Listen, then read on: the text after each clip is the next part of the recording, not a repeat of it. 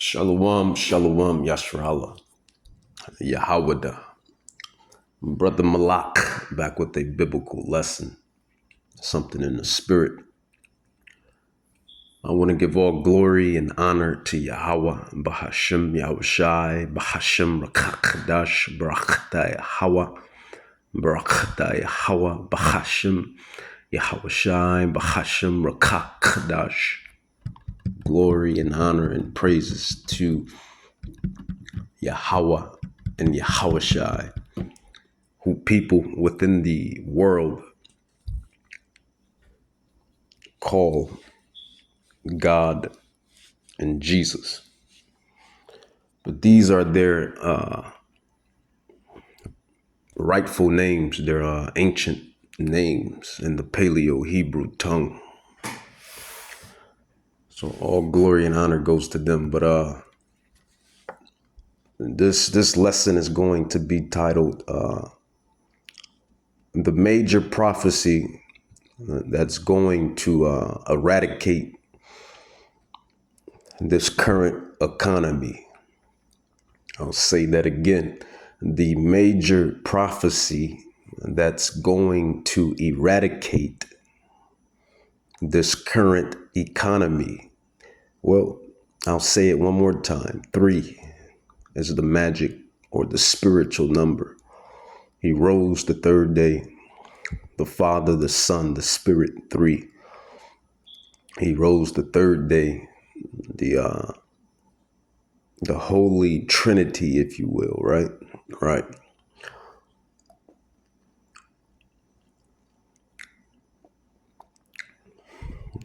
The major prophecy that's going to eradicate this current economy.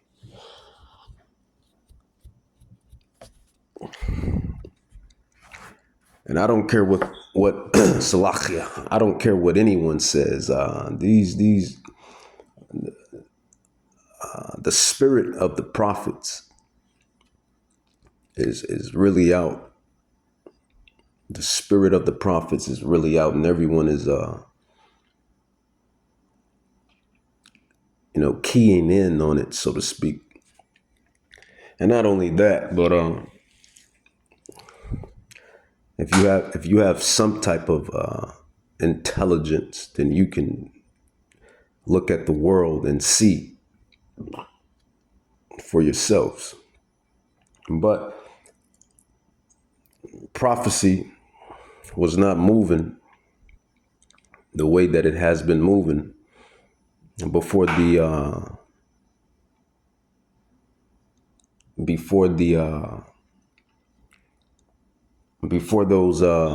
anointed men, and we are the anointed men. I like to include myself. I mean, we have to be those anointed men.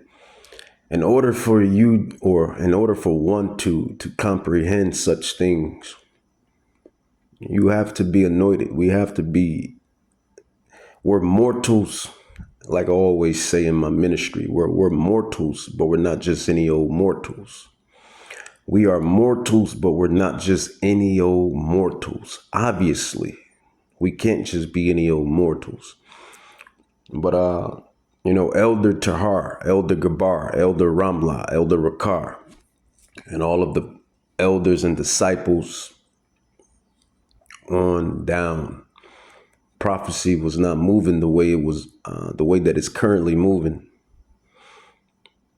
And before those anointed men, the elders, was out there on those highways and hedges, and specifically YouTube, before the truth went global on YouTube. But it's all glory and power to Yahweh, because his word is going to stand regardless. His word would not come back to him void. But the title at hand, the subject matter at hand, is the prophecy, the major prophecy or mega prophecy, or the prophecy that's going to eradicate this current economy. And that is the lesson that I'm going to go into. It's Elder Gabar says, or Gabar, Apostle Gabar, we do these things for edification and exhortation. Edification and exhortation. Exhortation and edification. Men that were predestinated before the foundation of the earth to give the testimony of Yahushua HaMashiach. Yahushua HaMashiach. And men that were predestinated before the foundation of the earth to give insight on prophecies. That's really the profession that we're really truly in. The business of prophecy. So I'm going to play this video. Now you have this one guy. He's definitely a Edomite. He's to the left of the screen. And then you have this other guy. He proclaims that he's so-called Mexican, but which he very well could be. But everything is spiritual. But I don't know if he's indigenous or Spaniard. And that's the toss-up when it comes to these northern tribes. You don't know if they Spaniard, which is a Caucasian, so-called Caucasian. The Spaniards are the so-called Caucasians. They all come from the stock of Esau, Edom. And then you have the Hispanics that come from the stock of Jacob, the indigenous, Taino, Mexicana, Mexico, Afro Mexicans, those that come from the stock of Jacob. So you can never tell. And that's just not with Mexicans, but Puerto Ricans, Dominicans, Guatemalans, Colombians, Venezuelans, Salvadorian, all of my so-called Hispanic brothers and sisters. You got to know which stock they come from, because it all boils down to the stock. Do you go back to the stock, the bloodline of Abraham, Isaac, and Jacob, and the 12 sons? Judah, Benjamin, Levi, Naphtali, Gad, Reuben, Issachar, Ephraim, Naphtali, Simeon, etc., etc. The Spaniard Hispanics, and they are not the Israelites. But that's another lesson. Let's get to the lesson. But he says he's Mexican, so let's go with it. Aware of your podcast, and we've had a lot of the same guests, so pretty cool. Absolutely. I know we were talking off camera about the pros and cons of covering different topics that are outside the mainstream, if you will. So obviously there's no shortage. Just you can't, just for insight, you can't forget about the Brazilians, Puerto Ricans. So-called Puerto Ricans, they are the chief tribe of the Northern Kingdom. You have the chief tribe of Ephraim, the royal regal tribe of Ephraim, so-called Puerto Ricans. They are the chief tribe of the Northern Kingdom, and then you have the so-called African Americans, Negroes. Negroes,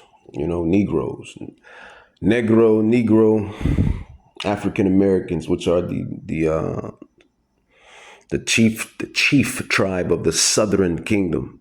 You have two kingdoms. You have the Northern Kingdom and the Southern Kingdom, and you have two chief tribes of both kingdoms. So-called Negroes, African Americans, they are the chief tribe of the Southern Kingdom. And you have the so-called Puerto Ricans. They are the chief tribe of the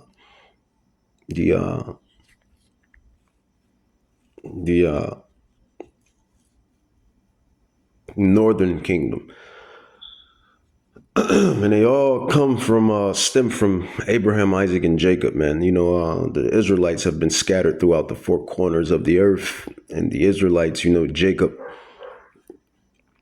Jacob has planted his seed throughout the earth, just like every other nation. So the Israelites are everywhere. So they're not going to come back looking like, every Israelite is not going to come back looking like Wesley Snipes or Idris Alba or any super melanated man or woman that you can think of that walks the earth. The Israelites are not going to come back looking like that. I'm digressing, but the point is made. Let's get back to the ultimate topic at hand. Of things to cover. And so, between the geopolitics, between the financial world and society, there's a myriad of topics. So perhaps you can situate us with your latest thoughts as it relates to what you're seeing out there presently. Yeah, I always sort of defer to my biggest concern, which is this move towards the one world state. Call it the World Federation, world government, global governance, global government, and that's where we're headed. We're seeing the regions form before our eyes, right? Trump administration, Hegseth, was it 2 weeks ago, 3, declaring the Greater North America, right, from Greenland, Canada, USA, all the way down through Mexico, here, Cuba, Panama, Venezuela, and then Colombia, and then we've got the EU, and then Putin is pushing his Eurasian Union. Just this week, he told Armenia's head of state, Pashinyan, look, bro, you're going to have to choose between the EUs, European Union or Eurasian Union. And then Putin himself said he'd love it if eventually both EUs combined into Orwell's super bloc of Eurasia. And then my take on Middle East is that's all about the Middle Eastern Union. Council on Foreign Relations, Foreign Affairs 2014 wrote a piece on EU-style Middle Eastern Union. So that's what I'm always, that's sort of the big picture end game that I'm looking. And then the layer underneath that is the digitalization of everything to keep us locked down. One of my 3 presidents, Claudia Sheinbaum here in Mexico, I just saw a clip this morning of her saying, we're pushing hard digitalization and cashless. We want you, and she literally made the mannerism of holding a phone. She's like, we want you to be able to pay with your phone for little things. And I'm thinking in my head, like the tiendita, the corner store, tortillas and tacos. So you pay with your phone for tacos or big box stuff. And they're eliminating cash for gasoline by the end of the year. And so those 2 things for me are always looming: world government and algocracy, technocracy, whatever you want to call it, the electronic concentration camp. So, yeah. If someone were to ask you, how would you define the existing power structure in the world? How might you describe that to somebody? Salachia, commercials. They got to get paid, right?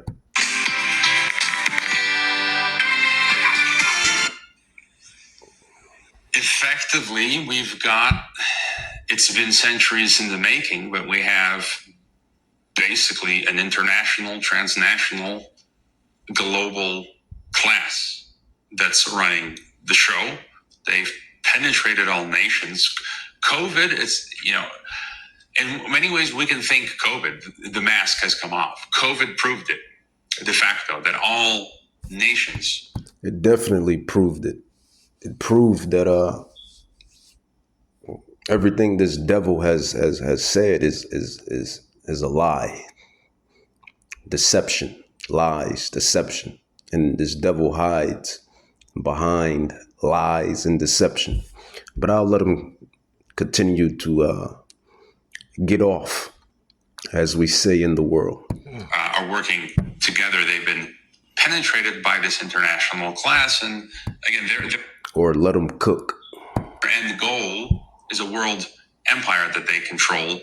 And they want to create a neo-feudal system. I sort of combine Joel Kotkins and Yanis Varoufakis' what does he call it? Techno-feudalism. And Joel Kotkins says neo-feudalism.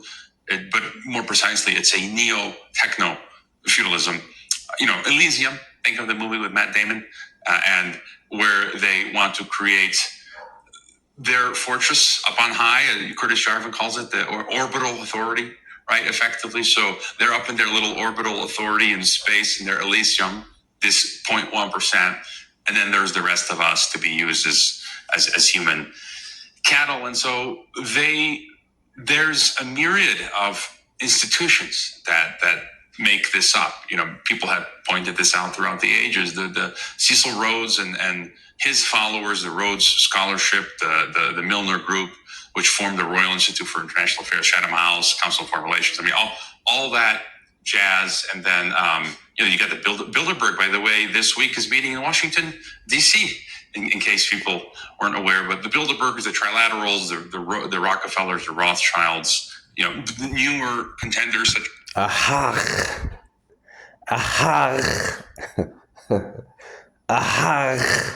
As you see, he mentioned some very prominent names: the Rockefellers, Rothschilds, the bankers, the individuals that Yahweh has, put on a pedestal for this time being, the wicked. They want to formulate, or one of my other favorite terms, manifest or create, for layman term, a system where the fiat currency, this paper currency, is no longer in circulation. The U.S. Treasury will no longer print this worthless money. I told you what real money is. Not only I, but other prophets and apostles and disciples. We told you what real money, wealth, prosperity is. Well, first off, the fear of the Lord. The fear of Yahweh Bahashem Yahweh Shai is the ultimate wealth. Let's get that straight. The fear of Yahweh Bahashem Yahweh Shai is the ultimate wealth. Let's grab that. Let's start edifying. For the fear of the Lord is his treasure, and that's what the elect has. We may not have the mega rich. Well, we may not have worldly riches. We definitely have the mega riches. We definitely have we have who you call God. When you have God on your side, who can be against you? And that's roughly paraphrased, right? Right. But the fear of the Lord is his treasure. The fear of the Lord is his treasure. Let's grab that. Forget the chapter. Okay, so Prophet Isaiah chapter 33, verse 6, it says, "And wisdom and knowledge shall be the stability of their times." And what is the wisdom and the knowledge? It is the prophecies, understanding the prophecies, the mysteries, the secrets of the kingdom of heaven, the Bible or the scrolls, understanding it in its entirety. And who understands this amazing, magical, spiritual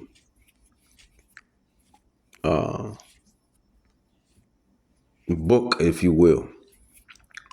The elect, the election, the elect.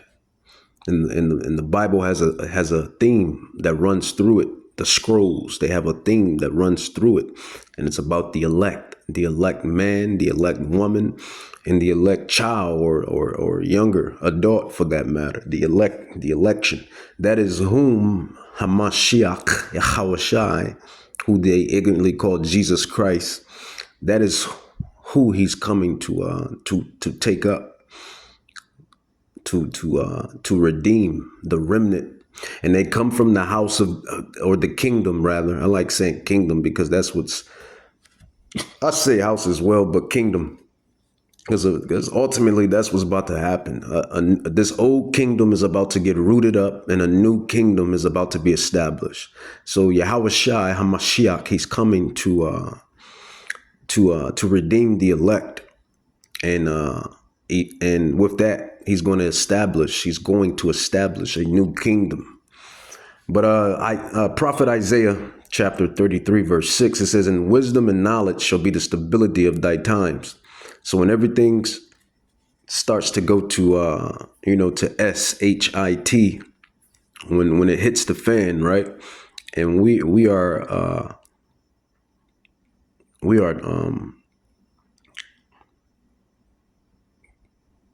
getting close to those type of measures. I can't even sugarcoat it. We are getting close to those type of measures for sure. If you've been watching through the spirit, seeing things through the spirit, you can definitely detect that through the spirit. Part 1, part 2 coming up.